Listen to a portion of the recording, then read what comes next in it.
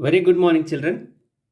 So today we are going to start exercise 3.4, starting with true or false.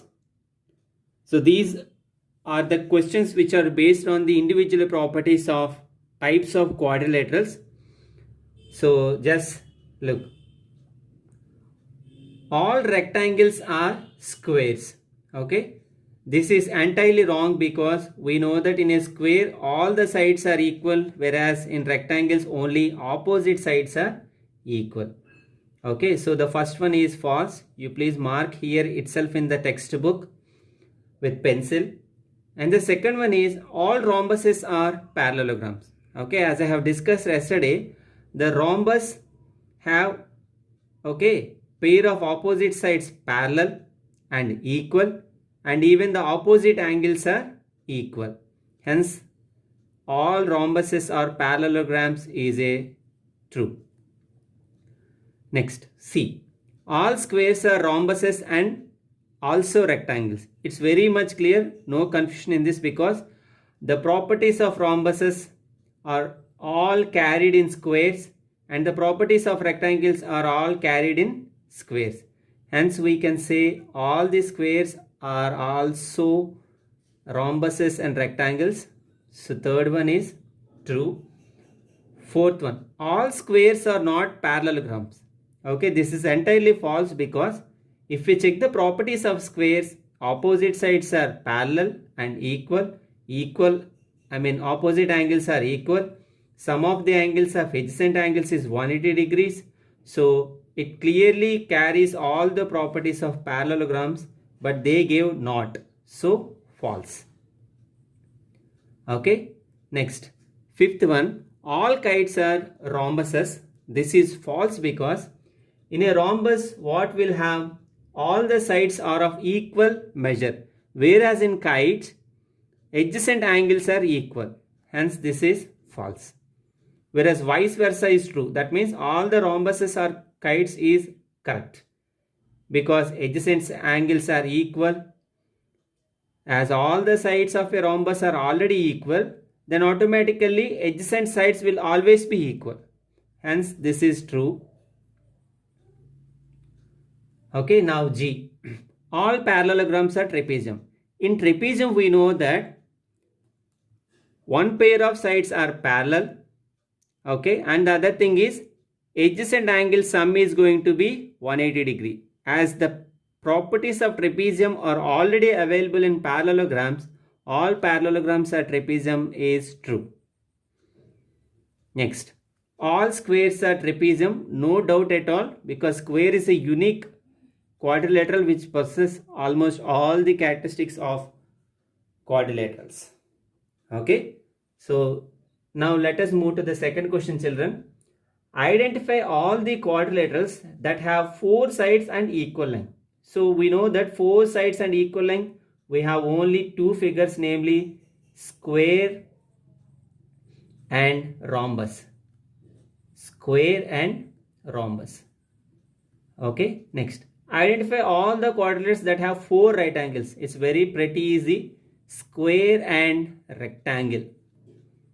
Okay, square and rectangle are the quadrilateral types which carries all the four angles. Right angles means of measure 90 degrees. Okay, so please copy the answers carefully into your textbook, children.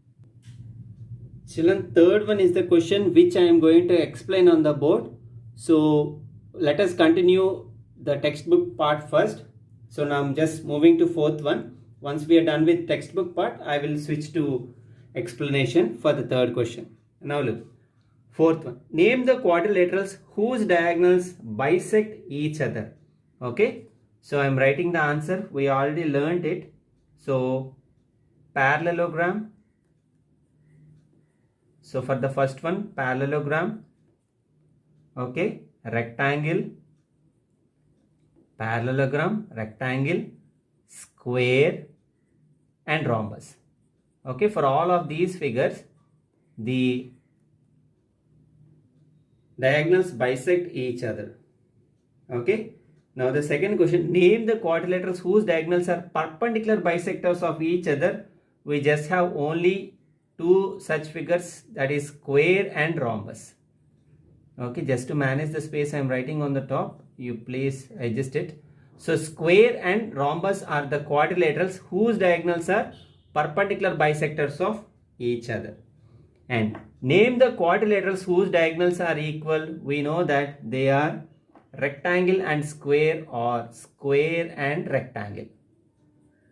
Okay, so rectangle and square are the figures where the diagonals are of equal length. Now, fifth question. Explain why a rectangle is a convex quadrilateral.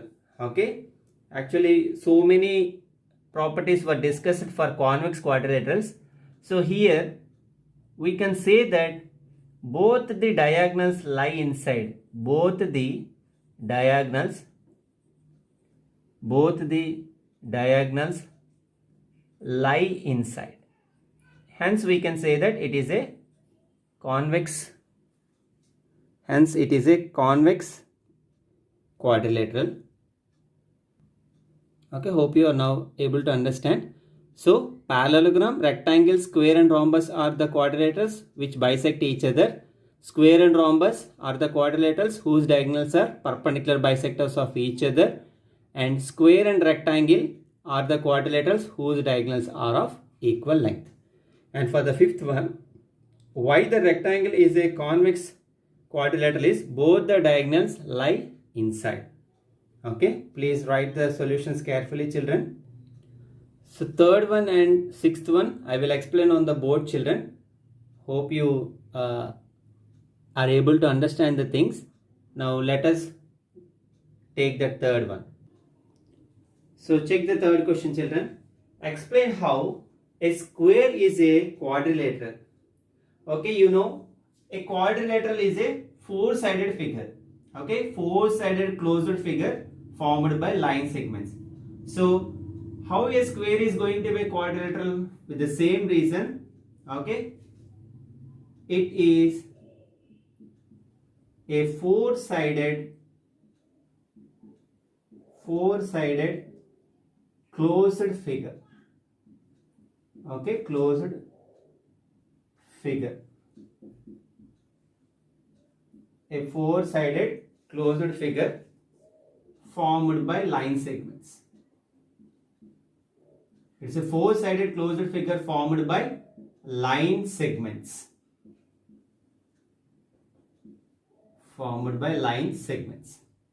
Okay, next.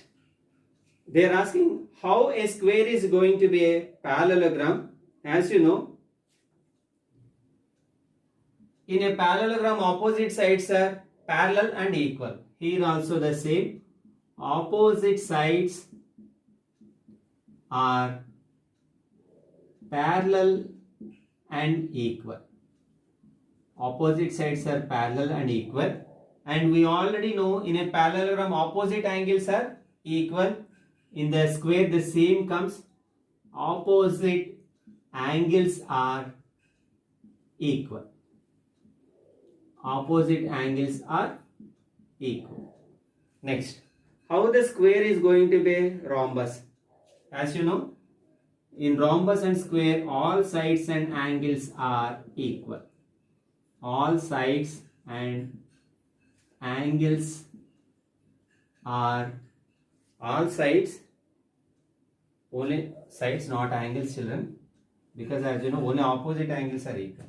So all sides are equal, first thing, and the other thing we can write opposite, and opposite sides are parallel. Opposite sides are parallel. Next, so hope you understood this one, because in rhombus all sides are equal. The same property is available at square, and in rhombus opposite sides are parallel. The same property is available at square. Now the last one, how a square is going to be a rectangle? Okay, opposite sides are equal. Opposite sides are equal. Opposite sides are equal, and length of the diagonals is also equal. length of diagonals is equal. So please read the properties of all the properties of quadrilaterals thoroughly and carefully, children, because those are the things which help us to write or attempt this kind of questions. So as you are quite thorough with the properties of quadrilaterals, it will be easy to answer this. Now I am moving to sixth question.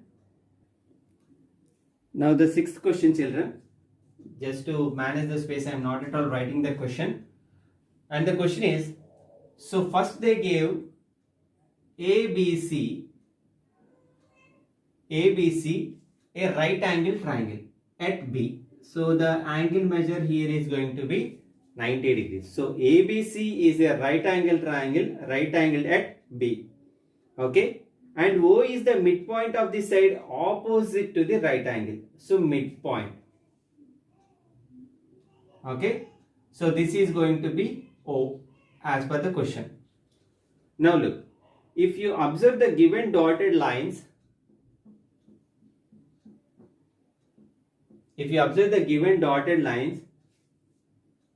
here one more triangle is there, namely ADC triangle. Okay, already ABC is a triangle given. By taking or making use of the given dotted lines, here we have another right angle triangle ADC. So upon joining these two triangles, a combination of ABCD gives us a rectangle. Okay, ABCD gives us a rectangle.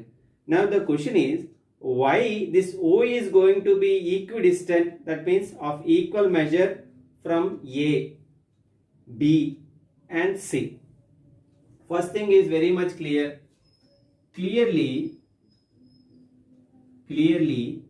ABCD is a rectangle.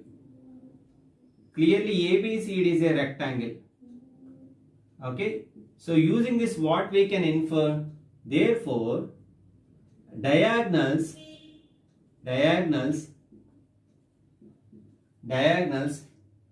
are equal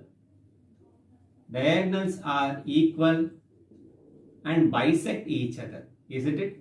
This is the property of a rectangle. First we have proved that ABCD is a rectangle from the information given from the question, and in being a rectangle, we can say that diagonals are equal and bisect each other. Okay. So first one is equal. That means AC is equal to BD. Bisect each other means, so AC becomes AO plus OC is equal to BO plus OD. Okay. Already we are saying that they are of equal measure. Okay. Hence we can say that AO is equal to OC is equal to BO is equal to OD. Okay. So through this we can say that from B to O, from C to O, from D to O, from A to O, all the measures are going to be equal. Hope you understood, children. All we need to understand is the given figure is going to be a rectangle. In a rectangle, the diagonals are equal and bisect each other. Hence, the individual measures from this midpoint are going to be equal. Okay, that's all. This ends up the chapter. Have a great day. Please copy this third one and sixth one of today's class into your CW. Have a great day.